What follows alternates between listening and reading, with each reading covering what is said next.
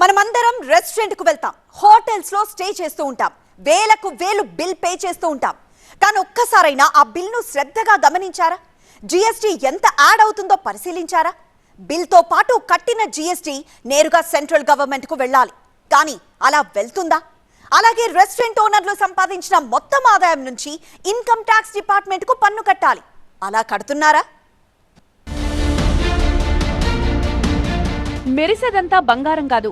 మనం కట్టే జీఎస్టీ అంతా కేంద్రానికి పోదు. మన దగ్గర వసూలు చేసిన జీఎస్టీని హోటల్స్, రెస్టారెంట్స్ గవర్నమెంట్ కు కట్టడం లేదని, ఓనర్లు సంపాదించిన దాంట్లో ఐటీ అసలే కట్టడం లేదని చెప్తున్నాయి ఐటీ రైట్స్. దాదాపు 90% రెస్టారెంట్లలో బిల్ మాయాజాలం జరుగుతోందని తేలింది. దేశాన్ని కుదిపేసే అతిపెద్ద స్కామ్ ఇది. మీరు తిన్నదానికి బిల్ కట్టడం న్యాయం, ఆ బిల్ కు జీఎస్టీ వసూలు చేయడం కూడా న్యాయమే. కానీ వసూలు చేసిన జీఎస్టీని గవర్నమెంట్ కు కట్టకపోతే అన్యాయం. ఇప్పుడు అలాంటి అన్యాయాలకు కేర్ ఆఫ్ గా మారాయి బిర్యానీ హోటల్సే కాదు, టిఫిన్ సెంటర్ల నుంచి పబ్బుల దాకా, రెస్టారెంట్ల నుంచి హోటల్స్ దాకా అవకాశం ఉన్న ప్రతి చోట జీఎస్టీతో పాటు ఐటీ ఎగ్గొట్టినట్లు తేలింది. అది దేశవ్యాప్తంగా పాకినట్లు రైట్స్ లో తేలింది.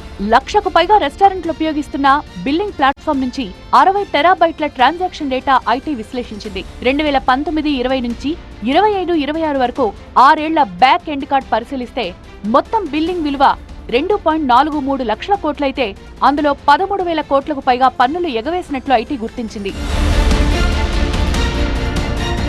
మొత్తం 4 లేయర్లలో బిల్లింగ్ స్కామ్ జరుగుతున్నట్లు ఐటీ అధికారుల రైడ్లో తేలింది. మనం కట్టిన బిల్లు బయటికి జెన్యూన్ గానే కనిపించినా సాఫ్ట్వేర్ మాయాజాలంతో మనం కట్టిన బిల్లులు మొత్తం గాయబైపోతాయి. రెస్టారెంట్లు, హోటల్స్ ఉపయోగించే బిల్లింగ్ సాఫ్ట్వేర్ లోనే ఈ గోల్మాల్ జరుగుతోంది. సాఫ్ట్వేర్ సర్వర్లు కూడా ఎక్కడ ఉంటాయి. మనం కట్టిన బిల్ ట్రాన్సాక్షన్ పూర్తయ్యాక బ్యాక్ అండ్ యాక్సెస్ ద్వారా బిల్లింగ్ డేటా మొత్తం చేంజ్ అయ్యేలా చేస్తారు. మరికొన్ని సందర్భాల్లో మొత్తం 30 రోజుల డేటాను ఒకేసారి తొలగించేలా బల్క్ డిలీషన్ కూడా జరుగుతుంది. అంటే జీఎస్టీతో పాటు ఓనర్కు వచ్చిన ఆదాయ విలువ కూడా మాయమైపోతుంది.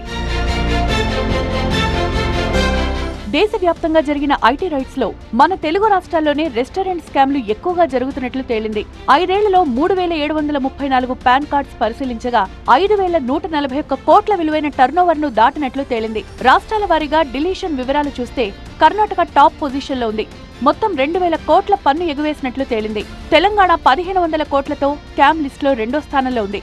తమిళనాడు 1,200 కోట్లతో 3వ స్థానంలో ఉంది. తర్వాత మహారాష్ట్ర, గుజరాత్, ఆంధ్రప్రదేశ్ ఉన్నట్లు ఐటీ లెక్కల్లో తేలింది.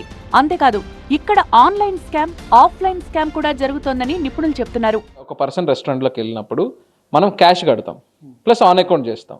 క్యాష్ కట్టిన సేల్స్ మొత్తాన్ని డిలీట్ చేసుకునే ఆప్షన్ వాళ్ళకి ఉంటుంది. ఇప్పుడు ఎప్పుడైతే మనం క్యాష్లో పే చేసినా మనం GST 5% అని యాడ్ చేసి పే చేస్తున్నారు, ప్లస్ దానికి టోటల్ సేల్ వాళ్ళు ఇంత అని చెప్పి ఇన్కమ్ ట్యాక్స్కి బుక్ చేయాలి.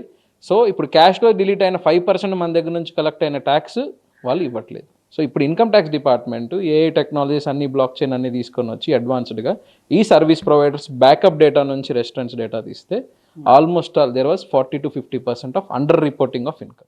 జీఎస్టీ బిల్ మాయాజాలంపై ప్రస్తుతం దేశవ్యాప్తంగా ఐటీ అప్రమత్తమైంది. Central Board of Direct Taxes దేశవ్యాప్తంగా దర్యాప్తు చేపట్టాలని ఆదేశించింది. ప్రస్తుతం హైదరాబాద్, విశాఖపట్నంలో ముమ్మరంగా తనిఖీలు జరుగుతున్నాయి. ప్రస్తుతం ఒకే సాఫ్ట్వేర్ ప్లాట్ఫామ్ పై దృష్టి పెట్టినట్లు తెలుస్తోంది.